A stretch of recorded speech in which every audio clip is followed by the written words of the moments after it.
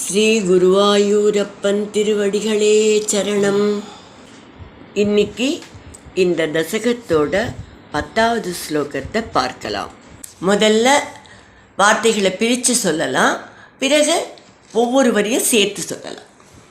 சேஷேன பூரி பணவாரித வாரிநாத சேஷேன பூரி பணவாரித வாரிநாத ஸ்வைரம் பிரதர்ஷித பதோ மணிதீபிதேன ஸ்வைரம் பிரதர்ஷித பதோ மணிதீபிதேன த்வாம் தாரயன் சகலு தன்யதம பிரதஸ்தே த்வாம் தாரயன் சகலு தன்யதம பிரதஸ்தே சோயம் த்வமீஷ மம நாசய ரோகவேகான் சோயம் த்வமீஷ மம நாசய ரோகவேகான் சேஷேன பூரி பணவாரித வாரிநாத ஸ்வைரம் பிரதர்ஷித பதோ மணிதீபிதேன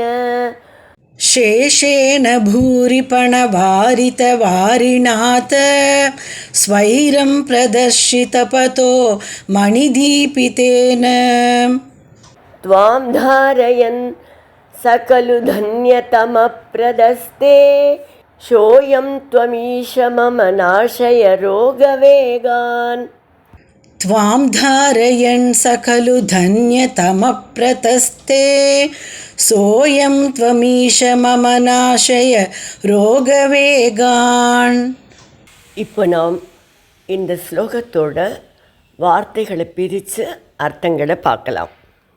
தத பிறகு பூரி பண எண்ணற்ற விரிந்த படங்களால் வாரித்த வாரினா மழை நீரை தடுத்தும் மணி தீபித்தேன நாகரத்னங்களால் ஒளி சிந்தியும் சேஷேன ஆதிசேஷனால் ஸ்வைரம் பிரதர்ஷித பத நன்முறையில் வழிகாட்டப்பட்டவராய் தன்யதமக சக தலை சிறந்த பாக்கியசாலியான அந்த வசுதேவர் த்வாம் தாரயன் உங்களை ஏந்தியவராக பிரதஸ்தே கலு புறப்பட்டார் இல்லையா ஈச ஐயனே சக அயம் த்வம் அத்தகைய நீங்கள் மம ரோகவேகான் நாசய என்னுடைய நோயின் வேகத்தை அழித்தருளுங்கள். இப்போ இந்த ஸ்லோகத்தை முழுவதுமாக பாராயணம் பண்ணி இதோட முழு அர்த்தத்தையும் பார்க்கலாம். சேஷேன பூரி பணவாரித வாரிநாத ஸ்வைரம் பிரதர்ஷித பதோ மணிதீபிதேன த்வாம் தாரயன் சகலு தன்யதம பிரதஸ்தே சோயம் த்வமீஷ மம நாசய ரோகவேகான். பூட்டுக்களும் சிறைச்சாலை கதவுகளும் தானே திறந்து கொள்கின்றன. உங்களை கையில் எடுத்துக்கொண்டு குட்டி கிருஷ்ணனை கையில் எடுத்துக்கொண்டு வசுதேவர் மெல்ல வெளியில் வரார். ஆனால் மழை கொட்டு கொட்டுன்னு கொட்டுறது. திக்பிரமாக பிடிச்சி நிற்கிறார் ஒரு க்ஷணம்.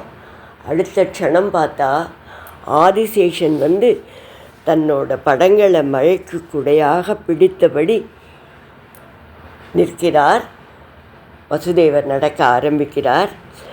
அந்த நள்ளிரவு கும்மிருட்டு. அப்போது ஆதிசேஷனோட படங்களில் இருந்த ரத்னங்கள் தான் அப்படியே ஒளி வீசி வழிகாட்டுகின்றன. பகவானே, இப்படிப்பட்ட அற்புதங்களையெல்லாம் நிகழ்த்திய நீயே என் பிழிகளை போக்கி அருள வேண்டும் என்று பட்டதிரிகள் வேண்டிக்கொண்டு இந்த தசகத்தை முடிக்கிறார். இந்த ஸ்லோகத்தில் ஆதிசேஷன் கொடையாக இருக்கார். ஆனால் ஆதிசேஷன் எப்படியெல்லாம் பகவானுக்கு சேவை செய்வார்ங்கிறத ஒரே ஒரு பாசுரத்தில் பொய்கை ஆழ்வார் ரொம்ப அழகாக சொல்லியிருக்கார். அதை எல்லாருமே ஞாபகப்படுத்திக்கலாம். சென்றால் குடையாம், இருந்தால் சிங்காசனமாம், நின்றால் மரவடியாம், நீழ்கடலுள் என்றும் புனையாம், மணிவிளக்காம், பூம்பட்டாம், புல்கும் அணையாம் திருமார்க்கு அரவு.